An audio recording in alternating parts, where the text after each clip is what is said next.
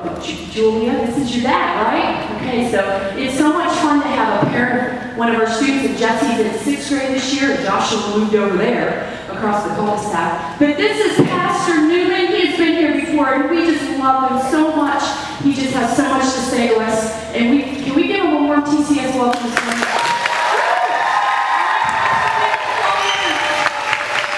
Good morning, guys and girls. How's everybody doing? Good morning. It is great to be back with you all again. I always love being in temple with you guys. Today we're going to talk about your year verse again, which is a really big one, isn't it? It's long. It's actually 3 verses. But it's also a really big deal, isn't it? Our year verse tells us that we are not to complain. Okay, so let me ask you, if anyone has stopped complaining, please raise your hand. Okay, put it back down. If anyone has complained in the last week, please raise your hand. There are some liars out there. I'm sorry, I shouldn't call you a liar. I really love you guys, but the truth is, we complain a lot, don't we? We do. Well, this morning I want to talk to you about complaining. I want to talk to you about why complaining is so bad. Let's just read your verse. You can say it out loud with me if you want to. Ready? Let's do it together. Without complaining, so you may become blameless and pure, children of God, without fault, in a perfect and great generation, in which the shining stars in the universe as you hold out the word of life. Lord, I may boast in the day of Christ that I did not run or labor for nothing. 2:14-16. Great job, you guys. Good job memorizing this, and now we need to learn how to do it and obey God. So why is complaining so bad? I have a story to tell you about how we recognize things when we see it in other people, but we don't recognize it when we see it in ourselves. And we don't even see it when we complain ourselves. I have a friend whose wife made a special birthday cake for a child, and she put white icing on it. I have a piece of cake right here. It's a lot like that. And when she made the birthday cake, she put it in the refrigerator, and it was for a special day the next day, someone's birthday. But that night, the little boy, it wasn't his birthday. The little boy, another son in the home, wanted some of that cake before it was the birthday party. So you know what he did? Late that night, he snuck out of his room, he snuck into the kitchen, and he snuck over to the refrigerator when no one was looking. He opened the refrigerator, and he took a big bite of it. When no one's watching.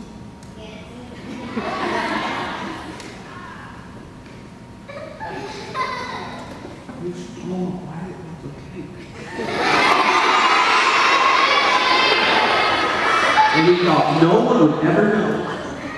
And he closed the refrigerator door back. And when he was leaving the kitchen, guess what happened? His dad, my friend Ross, walked into the room in the kitchen, and he said to his son, "What have you been doing?" And his son said, "Nothing." And he asked, "Did you get a bite of cake out of the refrigerator?" "No, Dad, I didn't." He said, "You know what his dad said next?" He said, "Come here. Go look in the mirror." And when his son looked in the mirror, do you know what he saw?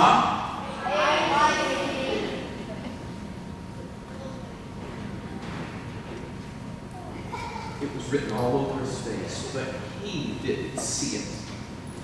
You know what? That's like a lot of us.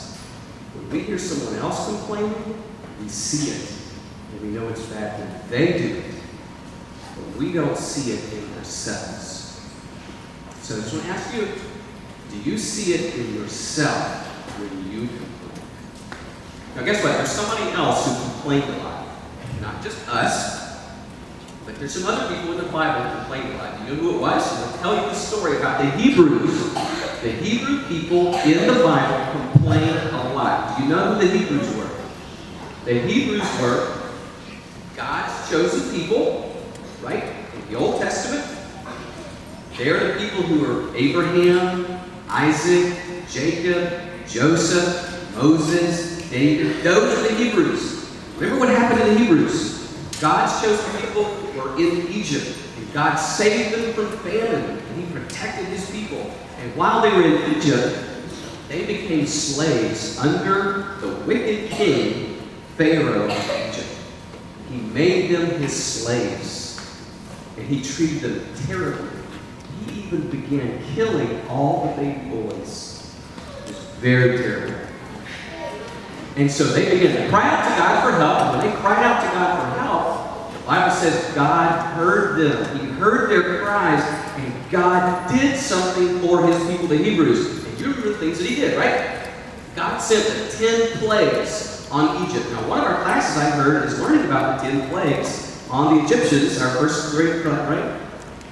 You know what God did? When Pharaoh refused to let God's people go, God sent the 10 plagues on the land of Egypt to show Pharaoh that the God of heaven is almighty and He can do everything. And the gods of the Egyptians cannot do anything. And so the reason there were 10 plagues was because God was picking the gods of the Egyptians. You know, they had a frog god. And that's why God sent the plague of the frogs. And they had cow gods. And that's why God killed all the cattle. And they had agriculture or farm gods. And that's why God killed all the crops. There was starvation in the land. And so God showed the Egyptians that their gods can do nothing. But the God of heaven does everything. He controls everything.